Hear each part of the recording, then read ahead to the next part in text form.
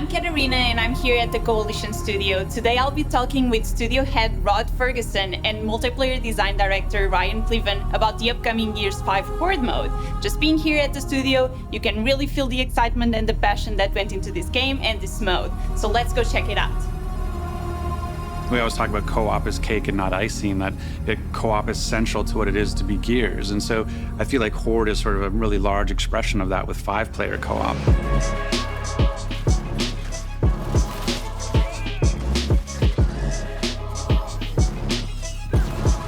Everything started with Gears 2 Horde. It was lightning in a bottle. It was, what people look back on as the defining defensive game mode through all of games. It was the idea that you were going to be doing this as an endurance run, as a 3-hour epic experience, and a mode like without any cutscenes, without any character development, without any story, had to hold people's attention for 3 hours.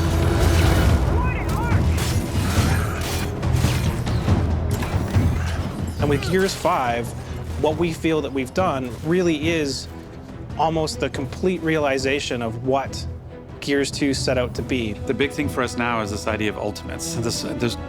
Basically, characters used to be just defined by the weapons they carried, and you were all the same. You just looked kind of different, and because you all could carry the same weapons. But now, every character has its own ultimate ability, its own special ability it can bring to the game that changes how you play. You can look over and see Kait trying to gather power, and you know that she has an ability to turn herself invisible, so you don't need to worry if she gets in a tough fight. There's also a really big thing called taps now, which are these energy geysers that show up around the map. Because generally, once you find in Horde, you would lock in on a particular place and you would defend from that place for the entire 50 waves. Now, in order to get as much power as possible, to get as strong as possible, you actually have to move and expand your base to go and capture those energy taps.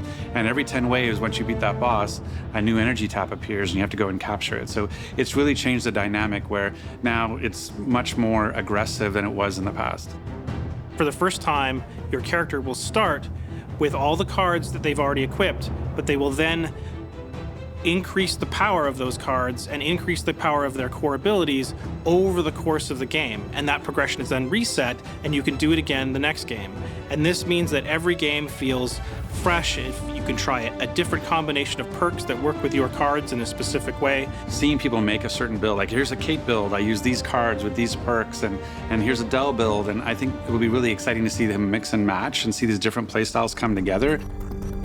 One of the things that we've done that is subtle but super important is that whenever you pick up power, which is the currency in Horde, that power gets equally distributed amongst everyone. And that means that if you see some power on the ground, everyone will want you to pick it up.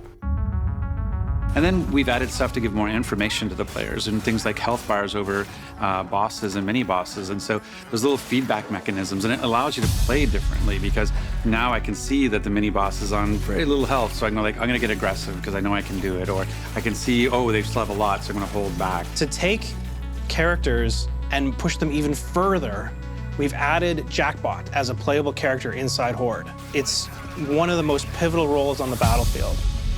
Jack can fly anywhere on the map. He moves really quickly, faster than anybody else. He can heal people, repair things. Really, he's the jack of all trades, and you really want him to be your best buddy. Over time, we're gonna add new characters, and with each character we add, the meta will change. We will have different combinations of strengths. We'll have different team compositions that will be beneficial to certain kinds of players. Every time we add a new character and every time we add a new map, what we hope to see is the Horde community come together to explore this space and show us what the best combination of characters is. And so that idea of finding 5 people who know how to balance the classes and know how to balance the characters and know what the objective is and what you're trying to do, and everybody's playing together in lockstep with each other, there's nothing more special than having that alignment and succeeding on that goal. It's really, by far, from our point of view, the most intense, engaging, action-oriented, fierce, epic defensive mode there is in video games. I really like that Horde creates a dependency where you work together as a team, and you can be successful kind of lone wolfing it, but not as successful as coming together. It's sort of our motto for the studio. We always say, if you want to go fast, go alone, but if you want to go far, go together. And that's true for Horde as well.